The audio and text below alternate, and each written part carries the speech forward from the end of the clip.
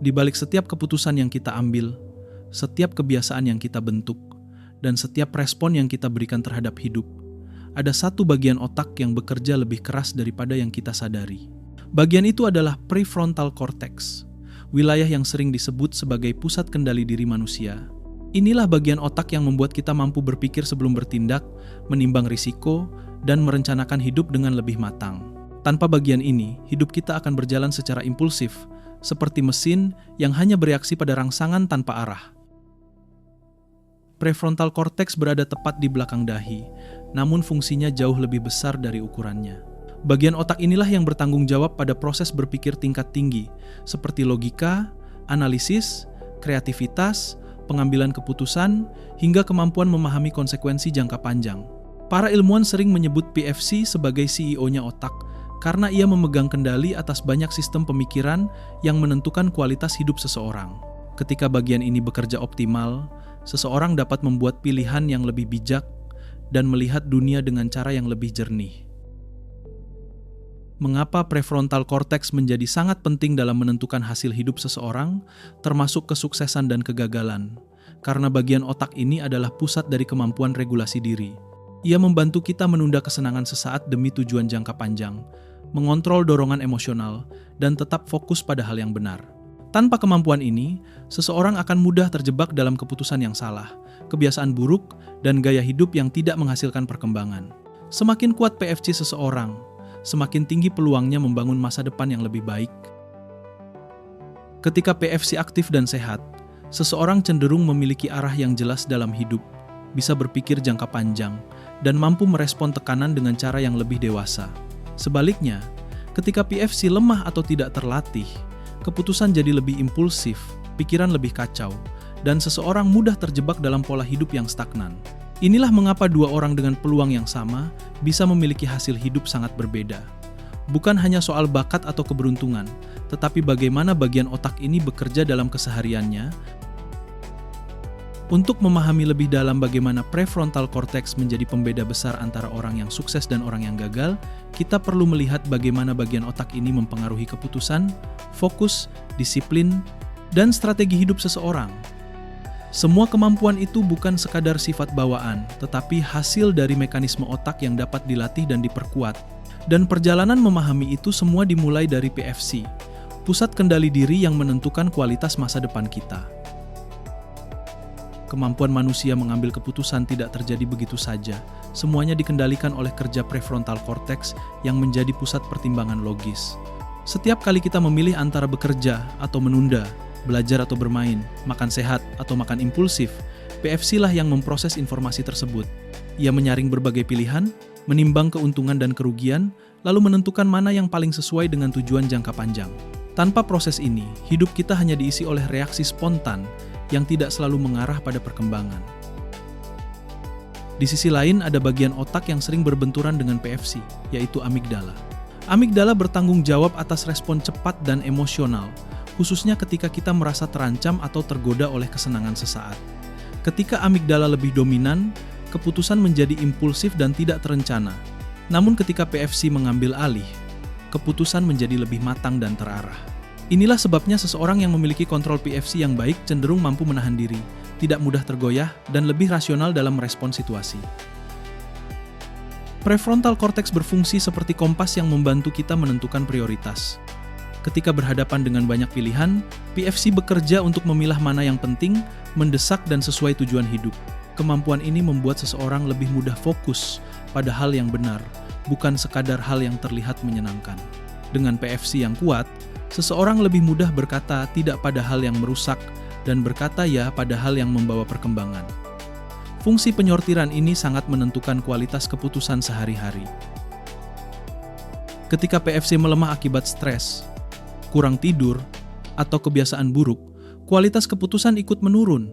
Seseorang menjadi lebih mudah terpengaruh oleh emosi sesaat, melakukan pilihan berisiko, atau terjebak dalam pola pikir jangka pendek. Banyak penelitian menunjukkan bahwa orang yang gagal mengelola PFC cenderung mengulangi keputusan yang sama walau sudah tahu konsekuensinya. Ini bukan soal bodoh atau pintar, tetapi tentang bagian otak yang gagal bekerja optimal saat dibutuhkan. Kemampuan mengambil keputusan yang berkualitas adalah fondasi dari kesuksesan. Orang yang sukses bukan hanya bekerja keras, tetapi mampu mengambil keputusan yang konsisten dan selaras dengan tujuan mereka. Mereka bisa menahan dorongan impulsif, melihat gambaran besar, dan mempertahankan pilihan yang berorientasi masa depan. Inilah sebabnya prefrontal cortex disebut sebagai pembeda besar antara orang yang sukses dan orang yang gagal. Semua berawal dari bagaimana bagian otak ini memandu pilihan demi pilihan setiap hari. Kemampuan seseorang menunda kesenangan sesaat demi tujuan yang lebih besar adalah salah satu tanda utama prefrontal cortex yang kuat. PFC bekerja sebagai rem internal yang membantu kita berhenti sejenak sebelum mengikuti dorongan emosional. Setiap kali kita memilih belajar daripada rebahan, menahan diri agar tidak membeli sesuatu yang tidak penting, atau tetap fokus meski ada distraksi, PFC lah yang mengarahkan kita. Kemampuan menunda gratifikasi ini bukan sekadar sifat, tetapi mekanisme biologis yang dapat ditingkatkan melalui latihan mental dan kebiasaan yang benar. Kontrol impuls adalah salah satu tugas terpenting PFC. Ketika seseorang mudah marah, mudah tergoda, atau sering bereaksi berlebihan terhadap hal kecil, itu menunjukkan PFC sedang tidak dominan. Tanpa kontrol ini, hidup menjadi penuh kesalahan kecil yang terus berulang, dari makan berlebihan, overthinking, hingga keputusan impulsif yang berisiko. Ilmu neuroscience menyatakan bahwa kontrol diri bukan soal kekuatan kehendak semata, tetapi bagaimana PFC mampu menenangkan sistem emosi agar pikiran tetap jernih dan stabil. Selain mengendalikan impuls, PFC juga berperan menjaga disiplin harian. Disiplin bukan berarti hidup kaku, tetapi kemampuan menetapkan rutinitas yang mendukung kemajuan. Ketika PFC bekerja kuat, seseorang lebih mudah mempertahankan kebiasaan produktif seperti bangun lebih awal, berolahraga rutin, menyelesaikan pekerjaan tepat waktu, dan menunda hal-hal yang tidak mendukung tujuan. Disiplin muncul sebagai hasil dari koneksi kuat antara PFC dan sistem motivasi otak yang mengatur arah hidup seseorang. Banyak penelitian klasik seperti marshmallow test menjelaskan bahwa anak yang mampu menunda kesenangan memiliki hasil hidup yang jauh lebih baik saat dewasa. Mereka lebih stabil secara emosional, lebih produktif, dan memiliki prestasi akademik serta karier yang lebih tinggi. Ini menunjukkan betapa pentingnya PFC dalam mengarahkan perilaku meski godaan selalu hadir. Kontrol diri yang baik bukan soal bakat, tetapi soal bagaimana otak mengatur prioritas dan mengelola kebutuhan emosional. Semua ini mengarah pada satu hal, semakin kuat prefrontal cortex seseorang, semakin besar kemampuannya menjaga fokus dan kendali diri. PFC membuat kita mampu bertindak berdasarkan tujuan, bukan emosi sesaat. Ia membantu kita tetap berada di jalur yang benar meski dunia penuh gangguan. Dari sinilah tumbuh fondasi kesuksesan yang nyata, dimulai dari kemampuan kecil untuk menahan impuls, menjaga disiplin, dan memilih tindakan yang paling mendukung masa depan. Fokus adalah salah satu kemampuan mental paling berharga di era modern, dan pusat dari kemampuan ini berada di prefrontal cortex. PFC bekerja sebagai pengatur atensi, memastikan kita tetap memusatkan energi mental pada hal yang relevan. Setiap kali kita sedang bekerja lalu tiba-tiba teringat hal lain, PFC lah yang membantu kita kembali ke tugas utama. Tanpa peran ini, pikiran mudah tercecer kemana-mana dan produktivitas menurun. Fokus bukan hanya soal niat, tetapi kemampuan otak menyaring informasi secara selektif. Salah satu tugas utama PFC adalah memfilter gangguan. Ketika ada notifikasi ponsel, suara di sekitar, atau pikiran mengembara, PFC menentukan apakah stimulus itu penting atau harus diabaikan. Pada orang dengan PFC yang kuat, otak mampu mengabaikan gangguan kecil sehingga perhatian tetap stabil. Namun ketika PFC lemah, otak menangkap semua hal sekaligus, membuat atensi mudah terpecah, dan sulit mempertahankan konsentrasi jangka panjang. Pada tingkat yang lebih dalam, PFC bekerja seperti spotlight yang menyorot hal-hal yang paling perlu dipikirkan. Inilah sebabnya seseorang bisa sangat tenggelam dalam pekerjaan tertentu, sementara orang lain kesulitan bertahan beberapa menit saja. Kemampuan otak mengarahkan spotlight ini menentukan seberapa efektif kita memproses informasi, menyelesaikan tugas, dan membuat keputusan. Ketika spotlight bergeser terlalu sering, energi mental terkuras lebih cepat. Multitasking adalah salah satu musuh utama PFC. Banyak orang merasa bisa melakukan banyak hal sekaligus, padahal otak manusia tidak benar-benar bekerja dalam mode ganda. PFC harus berpindah fokus dengan cepat dari satu aktivitas ke aktivitas lain, dan proses ini justru menyita lebih banyak energi.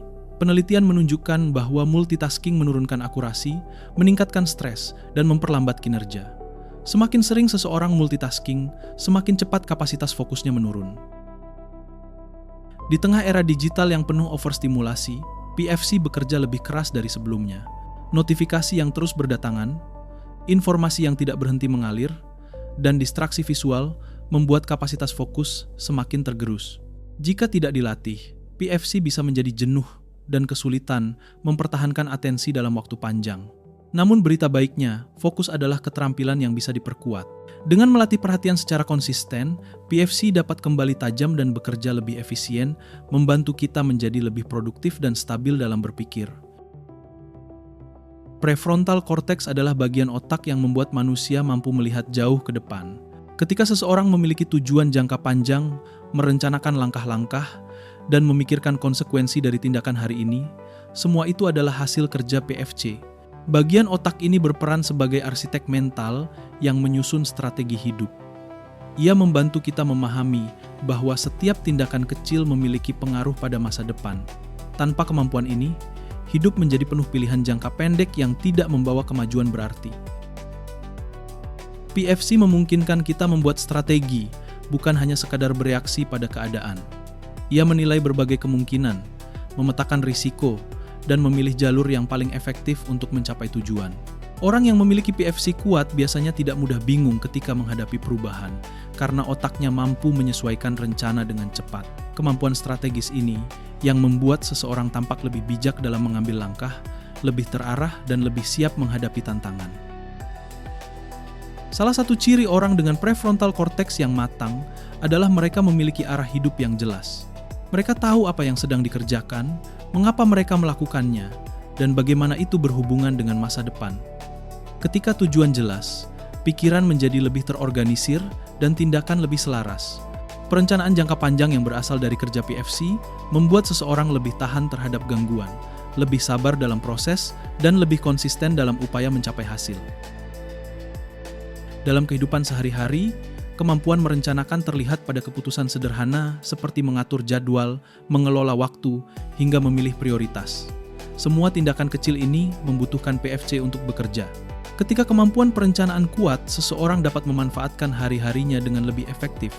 Namun jika PFC lemah, hidup terasa kacau, sering terlambat, dan dipenuhi keputusan mendadak yang tidak memberi hasil terbaik. PFC membantu kita mengubah hidup dari sekadar berjalan menjadi benar-benar terarah.